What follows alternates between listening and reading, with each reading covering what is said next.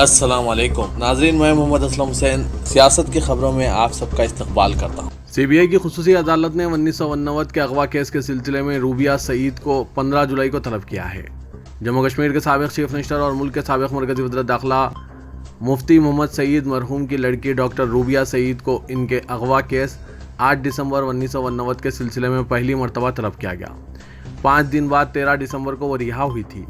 उस वक्त की वीपी सिंह हुकूमत ने, जिसे बीजेपी की तायद हासिल थी, Jammu and Kashmir liberation front के 5 दहशतगर्दों को रूबिया सईद को जाने के लिए रिहा किया गया था। रूबिया सईद को, जो चेन्नई में रहती है, सीबीआई ने इस्तिखासा को गवाह बनाया है। सीबीआई ने 1989 के दहे में केस की तहकीकात संभाली थी। ममनुआ JKLF के सरबराह यासिन मलिक इस केस के मुल्जिम हैं। इन्हें हाल ही में दहशतगर्द फंडिंग केस के सिलसिले में सजाए उम्र कैद हुई है। मंशियात के कारोबार और खरीदो फरोख्त की साजिश में मुलविस होने के संगीन इल्जामात के तहत गिरफ्तारी और 26 दिनों तक जेल में कैद रखने के बाद जांच एजेंसी नारकोटिक्स कंट्रोल ब्यूरो को आर्यन खान के खिलाफ कोई सबूत नहीं मिला, जिसके बाद इसे मजबूरन आर्यन को क्लीन चिट देनी पड़ी है। बॉलीवुड के सुपरस्टार शाहरुख खान के बेटे आर्यन के खिलाफ कोई ठोस सबूत न होने का जवाब पेश करते हुए एनसीबी ने न सिर्फ आर्यन को क्लीन चिट दी, बल्कि इसके साथ मजीद 4 अफराद को भी राहत दे दी, लेकिन इनमें आर्यन का कोई साथी शामिल नहीं है। जबकि कुल मिलाकर 20 अफराद को इस हाई प्रोफाइल मामले में गिरफ्तार किया गया था। इस मामले में बेटे आर्यन को राहत मिलने के बाद शाहरुख खान ने भी राहत की सांस ली है। एक अदालत ने साबिक चीफ मिनिस्टर हरियाणा ओम प्रकाश चौटाला को गैर महसूब असासे केस में 4 साल की सजाए कैद सुनाई और इन पर 50 लाख रुपए जुर्माना भी आयद किया। क़ब्ल इस केस में इन्हें खाती करार दिया गया था। दिल्ली की रोज एवेन्यू अदालत ने गुज़िश्ता रोज सीबीआई के बयानात की समाअत के बाद सजा के ऐलान को महफूज कर दिया था। मुकदमे की समाअत के दौरान अदालत ने चौटाला की इस गुजारिश को मुस्तरद कर दिया कि इन्हें इस मामले में अपील दाखिल करने के लिए 10 दिन की मोहलत दी जाए। हुकूमत उत्तराखंड ने रियासत में यकसा सिविल कोड नाफिज करने के अपने फैसले का आज ऐलान किया। चीफ मिनिस्टर पुष्पर सिंह धामी ने कहा कि हमने रियासत में यकसा सिविल कोड नाफिज करने का फैसला किया है। गोवा के बाद उत्तराखंड दूसरी रियासत होगी जहां यकसा सिविल कोड नाफिज किया जाएगा। धामी ने चंपावत में अपनी तकरीर के दौरान कहा कि हम तमाम मज़ाहिब और समाज के तमाम तबक़ात के अफराद के लिए यकसा सिविल कोड लाएंगे। क़ब्ल 2 मई को हिमाचल प्रदेश के चीफ मिनिस्टर जयराम ठाकुर ने भी ऐलान किया था कि रियासत में अनकरीब यकसा सिविल कोड नाफिज किया जाएगा।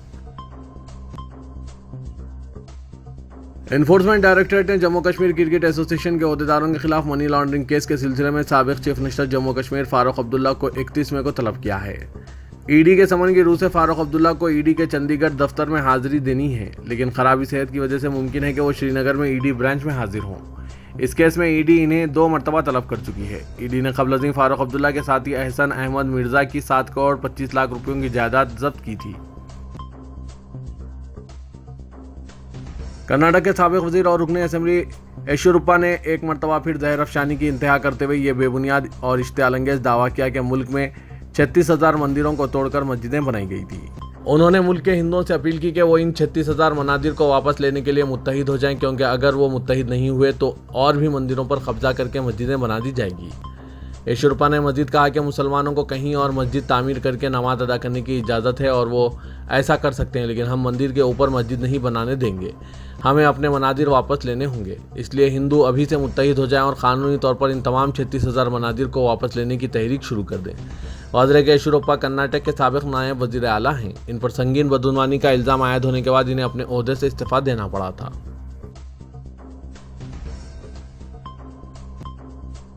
उत्तर प्रदेश हुकूमत की कार्रवाई और इन्हदामी खतरे से 2-4 मौलाना मोहम्मद अली जौहर यूनिवर्सिटी को एक बड़ी राहत मिली है। सुप्रीम कोर्ट ने कहा कि फिलहाल जौहर यूनिवर्सिटी में कोई सरकारी कार्रवाई नहीं होगी। इसी के साथ अदालत उज़्मा ने समाजवादी पार्टी के सीनियर लीडर आज़म खान की जमानत की शराइत में यूनिवर्सिटी की 13.8 हेक्टेयर ज़मीन को शामिल करने के लिए इलाहाबाद हाईकोर्ट के फैसले पर भी रोक लगा दी है। जस्टिस DY चंद्रचूड़ और जस्टिस बिला माधुर्या त्रिवेदी की बेंच ने कहा कि इलाहाबाद हाईकोर्ट ने जमानत देने के लिए जो शर्त आयद की है वो बादिल नज़र में गैर मुनासिब है।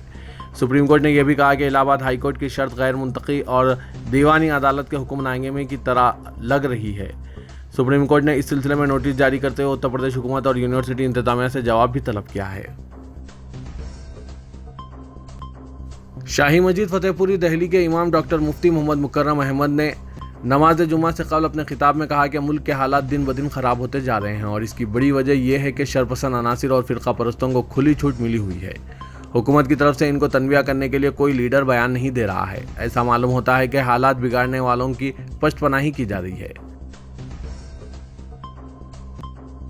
गोदी मीडिया ने इस वक्त तमाम हुदूद पार कर दी जब टाइम्स नाउ चैनल पर बीजेपी की खातून तर्जुमान नूपुर शर्मा ने कल रात खुल्लम खुल्ला शान रिसालत सल्लल्लाहु अलैहि वसल्लम में गुस्ताखी का इर्तिकाब किया और नौज़बिल्ला उम्मुल मोमिनीन हज़रत आयशा और वाक़या मेराज के ताल्लुक से इंतहाई दिल आज़ार और गुस्ताखाना जुमले अदा किए हैं, जिससे मुसलमानों में ज़बरदस्त गम व गुस्सा पाया जा रहा है। बीजेपी तर्जुमान की दरीदा ज़हनी इस वक्त सामने आई जब ज्ञानवापी मस्जिद के मौजू पर बहस हो रही थी। मारूफ सियासी व मिली रहनुमा तस्लीम रहमानी की जानिब से फव्वारे को शिमलिंग करार दिए जाने पर एतराज़ का जवाब देते हुए नूपुर शर्मा ने गुस्ताखी, बदज़बानी, बदकलामी और दरीदा ज़हनी की इंतहा कर दी। प्रोग्राम की एंकर नाविका कुमार थी, जो कि खुद मुस्लिम दुश्मनी के लिए मशहूर हैं। वाज़ेह के गोदी मीडिया एक अरसे से मुसलमानों के खिलाफ नफरत, बदजुबानी और बदकलामी का अड्डा बन चुका है। मुख्तलिफ चैनलों पर मुसलमानों, मस्जिदों और के ताल्लुक से नफरत अंगेज प्रोपेगेंडा जारी रहता है। गुस्ताखी करने वालों को खुली छूट दी जा रही है और दिफा करने वालों की आवाज़ को दबाया जा रहा है। वज़ीर-ए-आज़म नरेंद्र मोदी ने दिल्ली में ड्रोन फेस्टिवल का इफ्तिताह करने के बाद खुद ड्रोन उड़ाया। प्रगति मैदान में इंडिया ड्रोन फेस्टिवल का इफ्तिताह करने के बाद मोदी ने खुद भी ड्रोन उड़ाने में अपना हाथ आजमाया। वज़ीर-ए-आज़म ऑफिस ने एक वीडियो जारी किया जिसमें वज़ीर-ए-आज़म को ड्रोन उड़ाते हुए नजर आ रहे हैं। जब मोदी ड्रोन उड़ा रहे थे तो मरकजी शहरी हवाबाजी के वजीर ज्योतिरादित्य सिंधिया भी इनके साथ खड़े थे। ज़राए के मुताबिक वज़ीर-ए-आज़म ने जिस ड्रोन को उड़ाया वो बेंगलुरु के एक स्टार्टअप ने बनाया था और इसे निगरानी के मकासद के लिए इस्तेमाल किया जाता है। महकमा मौसमियात ने बताया कि जुनूब मगरबी मानसून तौक़्क़े है कि आइंदा 2 या 3 दिनों में केरला पहुंच जाएगा। इसके साथ ही मुल्क में मौसम बरसात का आगाज़ हो जाएगा। क़बल महकमा मौसमियात ने पेशकश की थी कि मानसून जुमे को केरला तक पहुंच जाएगा। ताहम तूफ़ान आसानी की वजह से इसकी आमद में ताख़ीर हो रही है। महकमा मौसमियात ने सैटेलाइट तस्वीर और मौसमी हालात को देखते हुए ताज़ा पेशकशी में बताया कि आइंदा 2 या 3 दिन में मानसून केरला पहुंच जाएगा। हिंदुस्तान में मानसून का आगाज़ उम्मन 1 जून को होता है, जो खरीफ की फसलों के लिए अहम समझा जाता है। यूक्रेन जंग के असरात के बाद आलमी मंडी में खाम तेल की कीमतें 2 माह की बुलंद तरीन सतह पर पहुंच गई है। क्रूड ऑयल $117 फी बैरल हो गया। आलमी मंडी में क्रूड ऑयल की कीमत में $3.55 का इजाफा हो गया है, जिसके बाद क्रूड ऑयल की कीमत $117 फी बैरल तक पहुंच गई है। तेलंगाना की वजीर तालीम पी सविता इंद्रा रेड्डी ने कहा कि रियासत में हमारा गांव हमारा स्कूल प्रोग्राम पर बावकार अंदाज में अमलावरी की जा रही है। वजीर तालीम ने government Alia model school gun foundry का दूसरे 2 वज़रा टी श्रीनिवास यादव और महमूद अली के साथ दौरा किया। हमारा गांव हमारा स्कूल प्रोग्राम के तहत तरक्याती इक़दाम के लिए इस स्कूल का तजुर्बाती तौर पर इंतखाब किया गया है।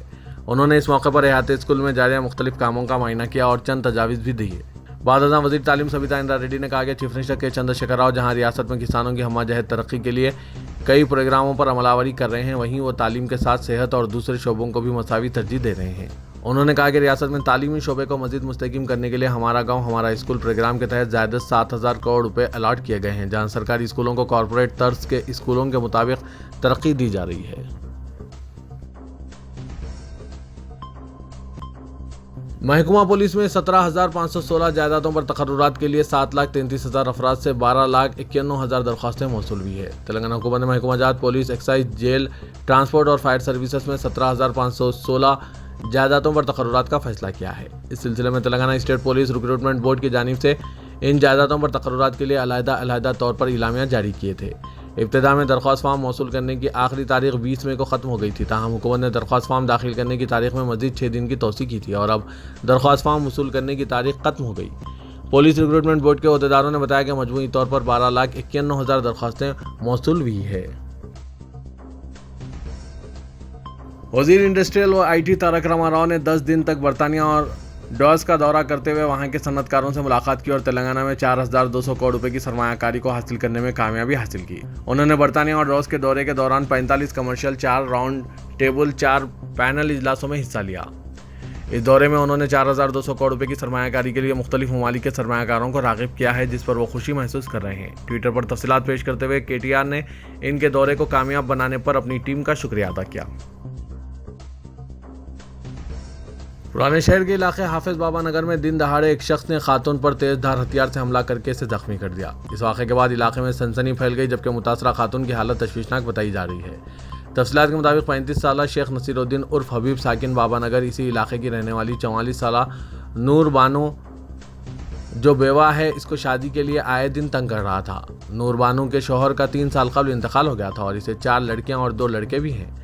खातून जुमे की दोपहर अपनी बेटी के ससुराल जाने के लिए उमर फंक्शन हॉल के करीब पहुंची थी कि शेख नसीर ने अपनी गाड़ी में लाए हुए तेज धार हथियार से अचानक कई वार करना शुरू कर दिया और इस वाक़े के बाद इलाके में खौफ व हरास का माहौल पैदा हो गया। हालांकि नूर बानो खुद को इस हमले में बचाने की कोशिश कर रही थी, लेकिन तेज धार हथियार होने के नतीजे में वो शदीद तौर पर जख्मी हो गई। इस खौफनाक मंजर को मुकामी CCTV कैमरों ने कैद किया और पुलिस ने इसे सबूत के तौर पर हासिल कर लिया है। खातून पर हमले की इत्तला पर कंचनबाग पुलिस स्टेशन से वाबस्ता एक पुलिस टीम वहां पहुंच गई और करीब के एक दवाखाना मुंतकिल किया, जहां पर इसकी हालत तशवीशनाक बताई जा रही है। मुतासरा खातून के रिश्तेदारों ने पुलिस पर इल्ज़ाम आयद किया कि साबिक़ में भी शेख नसीर ने नूर बानो से बदसलूकी की थी और एक मरतबा मकान में भी जबरन दाखिल होने की कोशिश की थी, जिस पर कंचनबाग पुलिस में शिकायत दर्ज करवाई गई थी, लेकिन इसके खिलाफ कोई ठोस कार्रवाई न किए जाने के नतीजे में इसने ये इंतहाई कार्रवाई की है। पुलिस की कंचनबाग ने हमला आवर के खिलाफ इक़दाम कत्ल का मुकदमा दर्ज करते हुए तहकीक़ात का आगाज़ किया है। Director public health Telangana Srinivas Rao ने कहा कि रियासत में अनकरीब 750 डॉक्टर्स का तकर्रुर अमल में लाया जाएगा। जिला वकाराबाद में मुख्तलिफ सरकारी दवाखानों का मुआयना करने के बाद मुनक़िदा जायज़ा इजलास से खिताब करते हुए उन्होंने कहा कि हुकूमत की जानिब से रियासत में प्राइमरी हेल्थ सेंटर्स को मुस्तहकम करने का फैसला किया गया है। तमाम प्राइमरी हेल्थ सेंटर्स में आरोग्यश्री खिदमात का आगाज़ किया जाएगा। इसी मकसद के तहत डॉक्टर्स को ज़रूरी तरबियत फराहम की जाएगी। रुकन पार्लियामेंट हैदराबाद असदुद्दीन अवैसी ने वज़ीर-ए-आज़म नरेंद्र मोदी से कहा है कि वो एक ड्रोन अरुणाचल प्रदेश को रवाना करें, जहां इनके चीनी हममनसब शी जिनपिंग भाई ने हिंदुस्तानी हुदूद में कॉलोनी कायम कर ली है। असदुद्दीन अवैसी ने वज़ीर-ए-आज़म नरेंद्र मोदी की जानिब से आज एक तकरीब के दौरान ड्रोन के जरिए मामलात का जायजा लेने के बारे में इज़हार ख्याल पर अपने तबसरे में ये बात बताई। वज़ीर-ए-आज़म अपनी एक तकरीर में कहा था कि वो जहाँ कहीं सरकारी कामों की क्वालिटी को देखना चाहते हैं, वो अचानक ड्रोन रवाना करते हैं और कामों का जायजा लेते हैं। किसी को भी इस बात की इत्तला नहीं होती कि उन्होंने सारी मालूमात हासिल कर ली है। इस बात पर तबसरा करते हुए असदुद्दीन अवैसी ने कहा कि वज़ीर-ए-आज़म को चाहिए न सिर्फ अरुणाचल को ड्रोन करें बल्कि लद्दाख को भी एक ड्रोन रवाना करें और देखेंगे चीन की जानिब से किस तरह से लद्दाख के पैंगोंग पुल तामीर किया जा रहा है। तो ये था आज का खबरनामा। खबरों से मुतालिक कमेंट के जरिए आप अपने ख्यालात पेश कर सकते हैं और साथ ही इस वीडियो को लाइक कीजिएगा। तो मैं मोहम्मद असलम हुसैन अब आप सबसे इजाज़त तलब करता हूँ, तो दीजिए इजाज़त। अल्लाह।